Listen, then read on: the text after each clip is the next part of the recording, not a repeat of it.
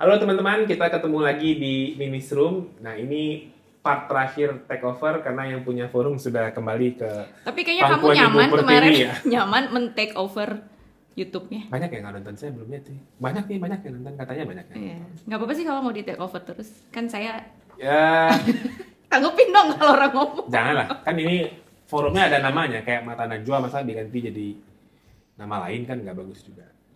Nah, ini untuk ini aja, memaksimalkan forum ini biar bisa tetap berjalan membahas isu-isu aktual pemilu. Makanya kemarin kita ambil alih lah. Ada 2 episode kemarin ya, tahu ya, kita ambil alih. Nah, ini episode terakhir karena Bu Nini sudah kembali dari perjalanan di luar negeri ya. Kemarin kan dari Amerika Serikat langsung ke Paris ya Bu ya. Terus baru mendarat di Filipina. Nah, boleh cerita dulu nggak, Bu Nini kemarin ke Filipina? Yang Paris sama Amerika nggak mau ditanya. Jangan, nanti itu perjalanan private kan.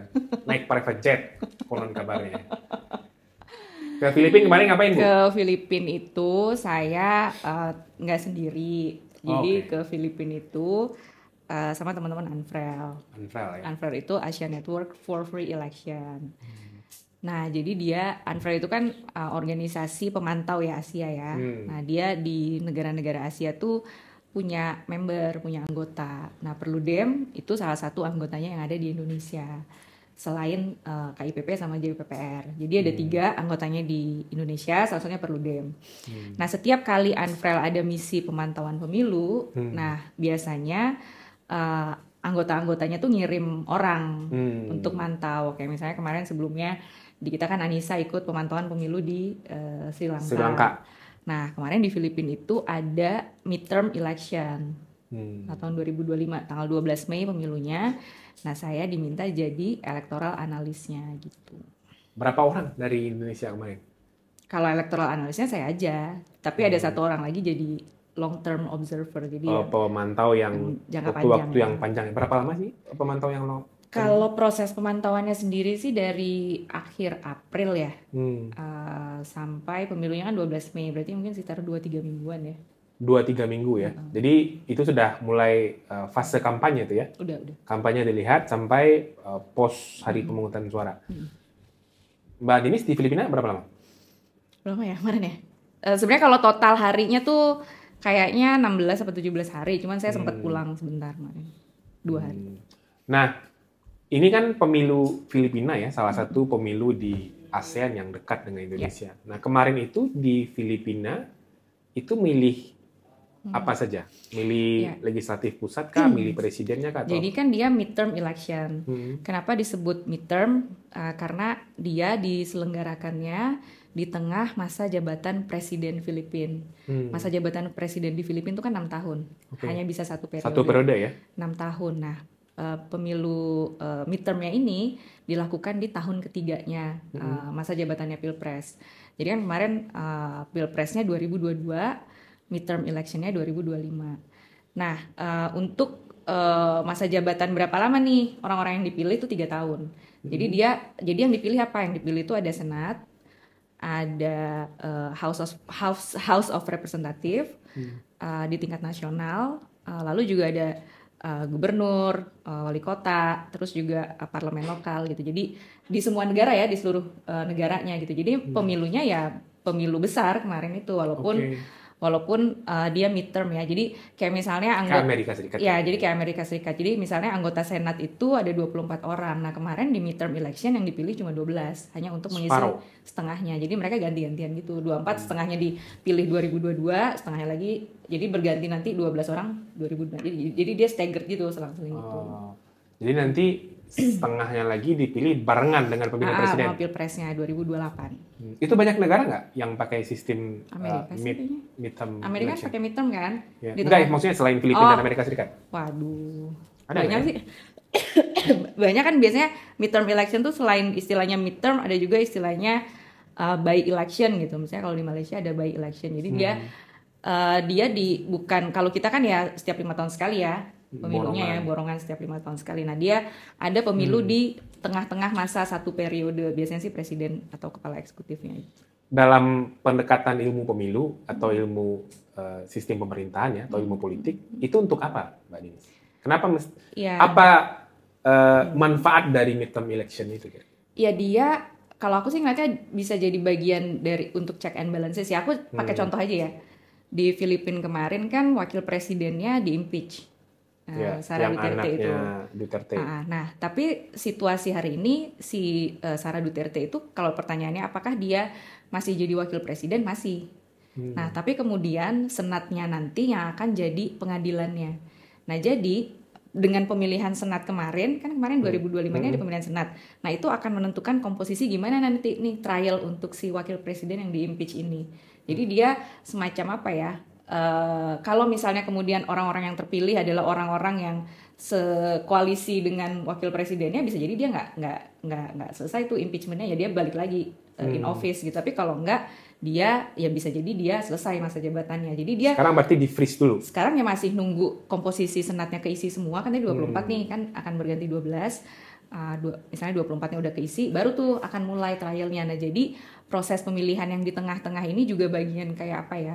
Kayak misalnya di Amerika kan juga ada midterm election ya, by election ya. Itu kan kayak menentukan gimana kerja eksekutifnya gitu ya. Kalau misalnya ya kayak reward and punishment aja. Kalau misalnya selama 3 tahun ini kerjanya baik, dinilai baik, nanti di midterm election bisa jadi koalisi pendukungnya akan dipilih lagi oleh masyarakat. Tapi kalau enggak, ya bisa jadi komposisi politiknya bisa berubah gitu loh, yang mempengaruhi kebijakannya si presiden atau wakil presidennya. Ya ini sebetulnya ada irisan dengan gagasan pemilu nasional, pemilu lokal gitu ya, yang didorong di Indonesia. Cuman hanya saja kalau nasional lokal itu kan ruang lingkupnya berbeda ya. Satu di level nasional, nanti 2 tahun setelahnya itu di level lokal. Tapi secara logik period pemilunya mirip-mirip lah ya. Tujuannya ada reward and punishment, ada kemudian pemilih itu tidak mengontrol peserta pemilunya atau partai politik dalam waktu 5 tahun. Nah, apa Mbak yang menarik ditemukan selama hampir 2 minggu kayaknya ya di Filipina? Baik, kayaknya Mbak Ninis ikut kampanyenya ya, lihat kampanye dan ketemu dengan beberapa stakeholder kunci juga kayaknya ya. Ketemu siapa aja Pak di sana? Dia di sana ketemu KPU-nya, namanya Comelec, Commission of Election Commission. Ketemu KPU-nya, ketemu calon anggota Senat sama House-nya ya. Itu saya ada wawancara beberapa orang. Terus ketemu ya ada analis politiknya, terus ketemu platform media sosial, nanya-nanya gimana kampanye di media sosial. Platform media sosial apa? Siapa yang ketemu? TikTok, Facebook? TikTok, terus ketemu Meta. Cuman pas sama Meta, saya pas lagi pulang ke sini. Oh, oke. Apa yang menarik jadi pembelajaran dari pemilu Filipina? Untuk kampanye dulu ya, untuk kampanyenya. Kalau di-compare dengan Indonesia kan juga baru tahun lalu kan pemilunya. Kalau dari sisi kampanye sih sebenarnya sama ya. Ya, aku pas datang kampanye bukan kampanye akbar juga ya, tapi kampanye yang rally yang dia yang ngumpulin banyak orang, tapi bukan yang di stadion gede gitu. Nah, di sana sih ya sama ya, orang rame. Cuman kemarin memang kalau aku lihat karena salah satu kampanye yang saya datengin itu pas lagi kampanye, mereka lagi kampanye soal housing, jadi gimana perumahan yang baik, lingkungan perumahan yang baik gitu. Nah, jadi ada isu lingkungan ya, perumahan jadi ya. Isunya itu yang diangkat. Jadi ketika mereka rame-rame keliling kalau di sana tuh namanya barangay. Barangay itu ya desa atau kelurahan ya. Barang-barang tergadai, bukan? Barangay itu apa? Barangay itu kalau di sini mungkin kelurahan atau desa ya. Jadi unit struktur unit pemerintahan. Jadi ketika keliling-keliling barangay itu ya disampaikan, oh ini nanti pilih si ini ya, dia mempromosikan rumah yang layak huni sebagainya sambil ada bawa drum dan sebagainya ya keliling. Tim kampanyenya keliling aja tuh.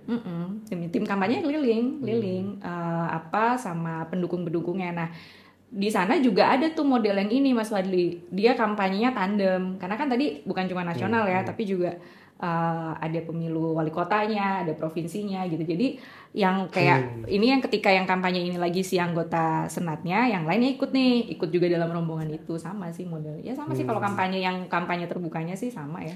Selain isu perumahan, tata kelola di kelompok-kelompok urban, apalagi isu yang jadi pembicaraan di kampanye? Kalau kemarin memang... Ada isu makan gratis juga nggak? Kalau di Filipina tuh aku ngeliat pemilunya, politiknya tuh lebih personal gitu loh. Jadi bahkan anggota Senat ya, nyalon anggota Senat, nyalon House of Representative tuh bisa independen. Jadi nggak harus partai ya? Nggak harus partai. Jadi bisa individu Dan ini ya sebenarnya sama juga sih ya, sama kayak Indonesia.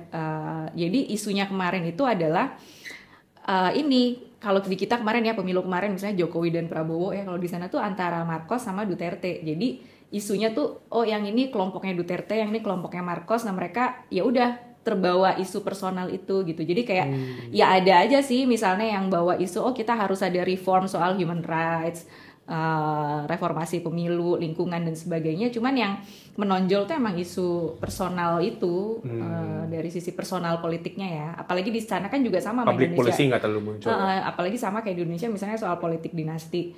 Ya udah dinastinya siapa nih yang kemudian muncul gitu. Mirip-miripnya sih itu ya kalau dibandingin sama Indonesia. Kalau kontrol kampanyenya, larangan-larangan, batasan-batasan kampanye itu ada nggak? Ada juga nggak? Jadi kampanye ada. Jadi salah satu isu yang sama yang mirip-mirip itu soal penggunaan fasilitas negara. Nggak boleh juga. State resources itu juga kan ternyata di sana juga banyak dipakai. Jadi vote buying itu bukan cuman ngasih uang ke pemilih, uang barang, tapi juga bisa kan penyalahgunaan kekuasaan kan, fasilitas-fasilitas negara. Nah itu jadi salah satu isu di sana. Nah tapi apa bedanya adalah di sana itu, jadi kalau di Malaysia sih, di Filipina itu mereka punya namanya Omnibus Election Code. Jadi kayak gabungan seluruh hukum pemilu. Tapi itu udah lama Mas Fadli, tahun 85 masih dipakai sampai sekarang. Oh, ajak juga undang-undang pemilunya ya? Nah, ya tahun 85 sampai sekarang. Nah, karena undang-undang pemilu yang nggak berubah, makanya KPU yang kemudian bikin, kalau di sini PKPU ya, kalau di sana istilahnya resolusinya Comelec itu banyak banget. Jadi banyak banget, kalau mau dibaca itu banyak banget, ratusan mungkin ya, dan selalu ada aja yang baru gitu. Resolusi Comelecnya yang dinamis. Yang dinamis. Nah, salah satu hal yang progresif ya kalau saya lihat terkait dengan abuse of state resources ini. Jadi sebenarnya KPU-nya sana, Comelecnya sana tuh punya namanya task force apa ya? Satgas. Tim cepat tanggap. Kayak satgas gitu. Kayak Perludem juga punya satgas. Punya satgas, task force ya, untuk politik uang. Ini udah lama nih. Isinya siapa tuh task force? Jadi dia aturan-aturan gitu. Aturan-aturan. Nah bahkan si Comelec itu bisa ngeluarin yang namanya show cause order. Jadi misalnya show cause order tuh nggak harus misalnya ada laporan, Mas Fadli nih ngelakuin politik uang, dipanggil, nggak gitu. Tapi misalnya ada berita aja yang memberitakan, jadi dilihat dari jauh, ini kok ada antrian rame orang pas kampanye, terus ada lihat bagi-bagi apa, KPU-nya bisa ngeluarin show cause order itu, dan si kandidat ini harus menjelaskan. Kalau dia nggak bisa menjelaskan, dipanggil dulu nih, dia harus menjelaskan. Kalau dia nggak bisa menjelaskan, itu bisa didiskualifikasi. Nah jadi dia punya itu. Nah dulu si task force ini namanya kontrabigai. Si kontrabigai ini dulu hanya soal vote buying. Gai-gainya agak. Nah sekarang si task force kontrabigai ini juga untuk isu abuse of state resources. Okay. Jadi ketika orang-orangnya isinya siapa, Mbak? KPU-nya. Orang-orang KPU. Jadi ketika saya tanya ke Comelecnya, kenapa KPU merasa harus ngeluarin ini gitu loh? Kenapa KPU-nya kok mau ngeluarin ini sih, bikin task force segala macam? Dia bilang KPU itu, ya Comelec itu bukan sekedar penyelenggara pemilu aja, bukan sekedar IO. Ini kan udah banyak nih aturan-aturan, nggak boleh. Ada tanggung jawab untuk menjaga value demokrasi. Betul. Kan udah banyak nih aturan, bukan cuma undang-undang, ada undang-undang pemilu, ada misalnya standar internasional pemilu yang demokratis kayak apa gitu ya. Jadi update perkembangan jadi juga. Dia merasa itu kan udah ada semua, ya tugas kami dong untuk menurunkan itu ke itu yang bagusnya ya. Jadi dan si task force ini bukan cuma soal si task force politik uang dan abuse of state resources. Mereka punya task force misalnya untuk isu disinformasi, itu mereka punya sendiri. Atau misalnya task force untuk memastikan, lebih keren Comelec sana dong. memastikan kampanyenya bisa fair untuk semua, itu mereka punya task force-nya sendiri. Ada calon yang didiskualifikasi nggak? Ada. Oh, ada? Ada. Karena saya tanya ada nggak ada. Kenapa? Karena itu terang benderang banget dan dia nggak bisa jelasin. Jadi sebenarnya kayak ya lo yang buktiin gitu loh, kita cuma manggil aja. Pembuktian terbalik gitu. Kalian bisa buktiin nggak? Kalau nggak bisa ya. Sederhananya berarti kalau ada informasi awal saja, KPU akan panggil ini kenapa, bagaimana gitu. Naik Alphard nggak mereka KPU? Enggak ya. Enggak. Mobilnya apa? Mobil sendiri sih. Kalau nggak punya mobil ya naik angkutan kayaknya. gitu. Palisade enggak juga. Enggak ya. Apalagi Superjet Iya, Superjet apa? Superjet. Jet private jet. Jet. Gitu. Superjet. Itu sih salah satu yang aku ngelihatnya ya kita bisa belajar lah bahwa ya KPU penyelenggara pemilu tuh nggak cuma IO loh. Kan ada standar-standar pemilu demokratis yang jangan bilang nih di undang-undangnya nggak diatur jadi kita nggak mau ngatur. Kan kalau kita baca Omnibus Election Code-nya ya umum aja. Ya padahal sebetulnya di Indonesia pun KPU itu boleh bikin regulasi sepanjang itu memberikan manfaat untuk Betul. integritas penyelenggaraan pemilu. Nah kita geser ke proses pemungutan penghitungan suaranya, Bu. Sama nggak sih? Mereka pakai manual vote nggak atau pakai elektronik? Jadi Filipina kan salah satu negara yang sudah panjang ya pakai teknologi pemilu itu udah panjang. Pakai e-voting mereka? Mungkin bukan e-voting ya. Saya nggak tahu istilah yang pas apa, tapi dia ngitung elektronik. Iya, ada transmission prosesnya. Tapi kalau misalnya bagaimana pemilih memberikan suaranya tuh ya mereka bulet-buletin kayak ujian zaman dulu. Oh, kayak ABO ya, alat baca optik gitu ya. OMR ya istilahnya. Jadi ngebulet-buletinnya manual gitu, dibulet-buletin manual. Nah, nanti kemudian setelah pemilih tuh bulet-buletin dimasukin ke mesin. Surat suaranya kayak apa? Ini sebenarnya nggak ada foto nggak? Nanti mungkin bisa di-insert tuh ya kayak apa fotonya. Jadi kan mereka tadi kan banyak pemilihannya, ada senat, ada house, ada wali kota dan sebagainya. Itu satu surat suara. Jadi surat suaranya memang agak panjang. Tapi nggak selebar kita ya. Dia memanjang gitu, bolak-balik. Surat-surat itu bolak-balik. Jadi tinggal dihitem-hitemin. Pakai pensil, pulpen? Ada. Sebenarnya kayak spidol biasa sih. Oke. Nah, jadi disediain ya pemilih bulet-buletin biasa gitu terus nanti masukin ke mesin. Setelah dia masukin ke mesin, nah yang baru adalah jadi Filipina kan salah satu negara yang udah lama ya perjalanan pakai teknologi itu udah lama. Jadi kita bisa bilang ekosistemnya udah kebentuk, masyarakatnya udah terbiasa gitu Trustnya udah ada walaupun sempat naik turun tapi ekosistemnya udah kebentuk lah. Nah, cuman yang di pemilu midterm ini memang ada pergantian supplier teknologinya. Jadi sebelumnya dari mana? Nah, yang sekarang tuh dari Korea Selatan suppliernya ini. Dan si teknologinya ini bisa custom. Jadi kebutuhannya apa nih buat Filipina supplier Korea Selatannya Samsung bukan. Bukan Kim Jong. Samsung masuk bukan sini. Nah, cuman ketentuannya di sana sebelum nyambung ke proses votingnya tadi ya.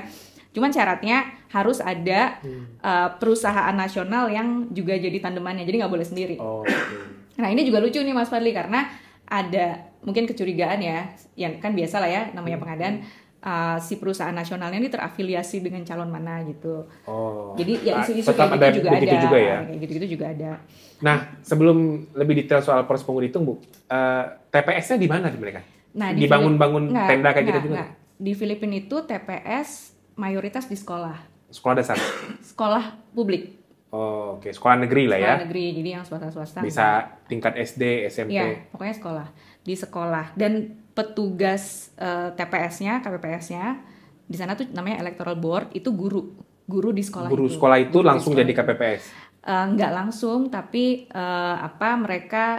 mereka ya kayak ada kewajiban, bukan kewajiban juga sih, boleh juga kalau misalnya si guru ini nggak mau ya. Tapi nanti dia juga kerjasama sama departemen pendidikannya. Ya udah kalau ada guru yang nggak mau, departemen pendidikannya akan nyariin siapa. Gitu. Boleh juga tuh ya Jadi di sekolah. Jadi nggak perlu ini. Sekolah negeri nyari gitu. Sekolah dan guru. Nah, karena dia di sekolah, jadi ya kayak ujian gitu.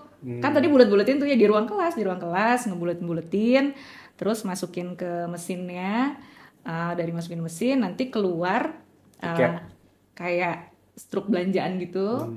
Namanya VVPAT. VVPAT itu voter verification paper audit trail. Itu resume pilihan politik kita. Iya. Nah, di situ kelihatan tuh. Jadi misalnya, buat senatnya kan tadi 12, satu pemilih tuh milihnya 12. Satu senat pilih 12. 12. Jadi kita milihnya 12 orang di sana ya. Untuk senat doang, tapi kalau yang lain satu-satu. Preferensi berarti? Iya, preferensi. Nah, jadi kita nanti keluar kertasnya. Di kertas itu kita bisa lihat sesuai dengan pilihan kita apa enggak nih. Nah, nanti di layar kotaknya itu juga akan, jadi dia kayak scan surat suaranya. Kita bisa cek, pemilih itu bisa cek. Kan tadi bolak-balik ya, halaman depan, halaman belakang.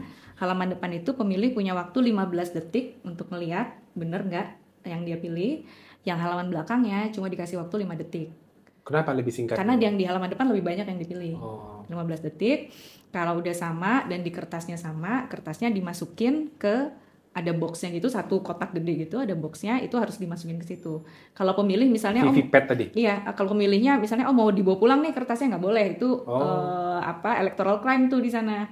Karena si kertas ini kan tadi paper audit trail, nah kertas ini nanti yang akan diaudit. Jadi di Filipina itu walaupun pakai teknologi, nanti mereka akan audit juga pasca hari H pemilunya. Nah dia di sekolah. Satu TPS itu berapa pemilih? Oh banyak banget. Pemungutan suaranya jadi jam berapa? Nah, pemungutan suaranya panjang. Dari Jadi, pagi? sebenarnya jam regulernya itu jam 7 pagi sampai jam 7 malam. Oh, 12 jam ya? 12 jam. Nah, tapi kemarin ini baru pertama kali juga KPU-nya kan tadi ada task force kontra Biga yang vote buying, disinformasi. Nah, mereka juga punya task force buat pemilunya lebih inklusif. Nah, makanya TPS dibukanya lebih pagi, dari jam 5 pagi. Sampai jam 7 itu untuk... Oh, lebih panjang? Jadi untuk lansia, perempuan hamil, dan juga disabilitas. Disabilitas itu bisa milih dari jam 5 sampai jam 7 pagi. Tadinya aku malah pikir... lebih awal ya? Iya, tadinya aku pikir, emang ada yang mau datang jam 5 pagi gitu ya? Orang-orang... Terus Ibu bangun jam 5 pagi? Mantap. Iya, aku dari jam 4 pagi itu udah. Jam 4 pagi udah di sana? Iya, udah kan, karena ngeliat buka TPS-nya kayak apa kan. Aku pikir, paling sepi. Ternyata jam 5 pagi itu udah ramai banget loh. Udah ramai banget. Lansia, dan itu, nah itu kalau ini soal manajemen hari hanya ya, agak ada agak chaos juga, karena mungkin nggak nyangka juga ternyata orang ramai banget yang datang jam 5 pagi itu. Jadi cukup panjang. Kalau di total dari jam 5 pagi sampai jam 7 malam. Oke. Partisipasi pemilihnya berapa, Bu? Nah, kemarin itu sekitar 82% voter turnout-nya itu menurut Komeleknya sana itu partisipasi tertinggi sepanjang midterm election ya. Oh ya? Okay. Gitu. Ada kaitannya dengan perseteruan presiden dan wakil presiden? Kayaknya. Nah tapi kalau kita ngelihat hasilnya ya, kemarin kan masih hasil sementara, ternyata kan ini banyak politik dinasti juga kan, di sana juga banyak politik dinasti. Ternyata si Gibran juga namanya. Gibran sama Anwar. Ternyata hasil pemilunya khususnya yang di ibu kota ya, itu juga cukup mengagetkan dalam artian gini, yang politik dinasti ternyata banyak juga yang kalah, ataupun kalau dia terpilih lagi suaranya nggak setinggi yang dibayangkan gitu loh. Dan di sana juga banyak calon tunggal ya, unopposed kandidat. Kalau di sini kan calon tunggal untuk kepala daerah. Iya, kalau di sini kan unopposed kandidat masih ada kotak kosong ya, kita bisa milih kotak kosong. Kalau sana langsung pilih aja. Pilih aja. Jadi syaratnya sepanjang dia dapat 1 suara jadi bisa dia. Jadi. Oke. Nah, yang menarik itu kan soal penggunaan teknologi tadi, Mbak ya, dalam proses pungut, hitung, dan rekapnya. Berapa lama ofisial hasil pemilu diketahui dari hari H pemungutan suara? Oh, malamnya udah bisa. Malam udah ofisial? Karena gini, jadi kan aku ngelihat proses penutupannya ya. Penutupan TPS jam 7. Jadi setelah pemilih terakhir gitu ya, jam 7 ya electoral board ya. Mereka KPPS-nya satu TPS tuh cuma 3 orang. Satu TPS 3 orang? Cuma 3 orang, guru tadi itu cuma 3 orang. Dia diumumin lah, ini proses sudah tutup ya, kita mau mulai proses transmisi. Nah mereka mulai tuh masukin, jadi si masing-masing electoral board-nya ini punya smart card, masukin, diverifikasi, ada PIN-nya.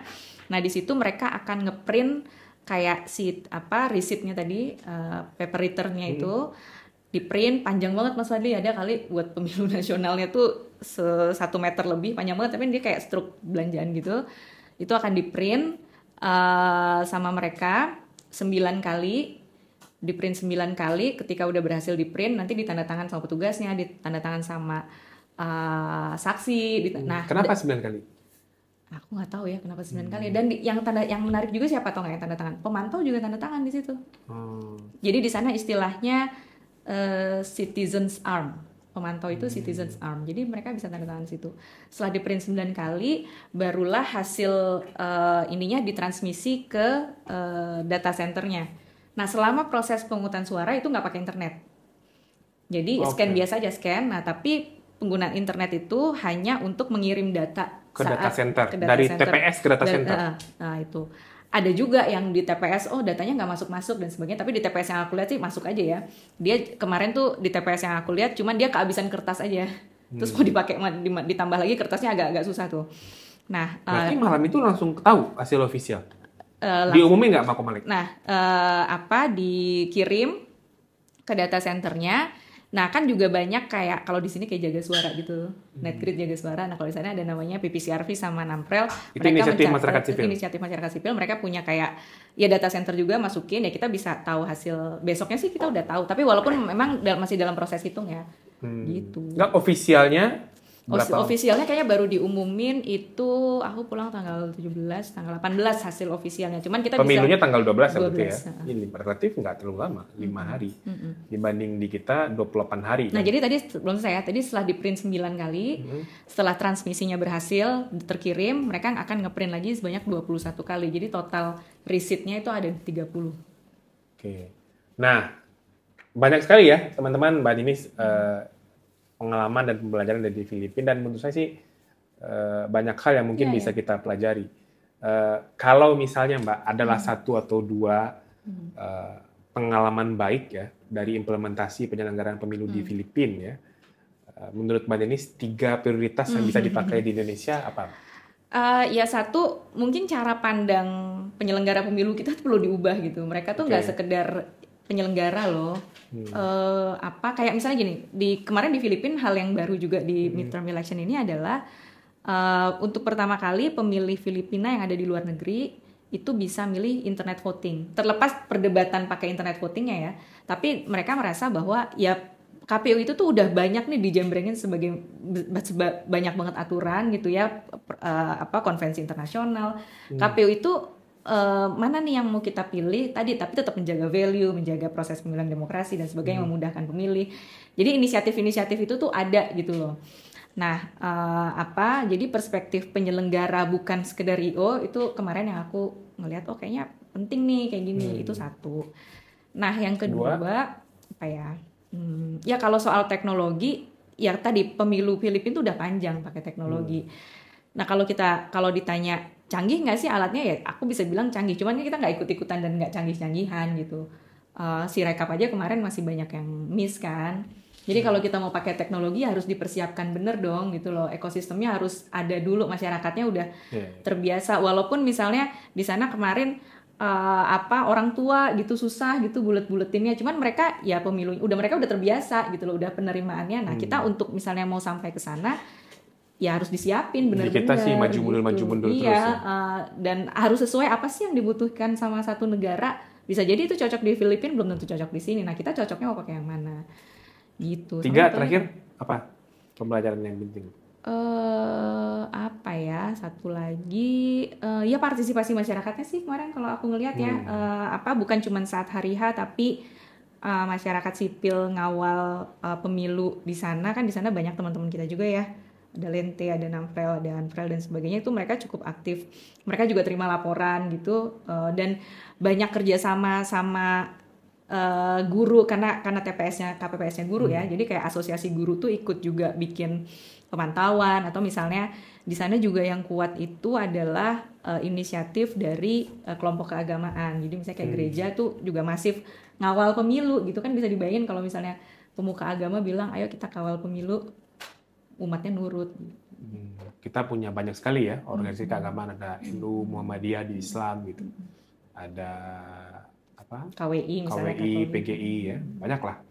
Gitu. Oke, Mbak Ninis terima kasih banyak. Sama-sama. Mungkin nanti kita bikin yang lain ya soal pembelajaran di Filipina. Kayaknya banyak banget ya, tapi kalau diobrolin di sini semua terlalu panjang. Tapi beberapa simpul-simpul penting tadi soal teknologi, soal perspektif penyelenggara, soal partisipasi publik, saya kira penting untuk kita pelajari dan bisa dipakai di Indonesia. Terima kasih teman-teman, sampai ketemu lagi di episode berikutnya.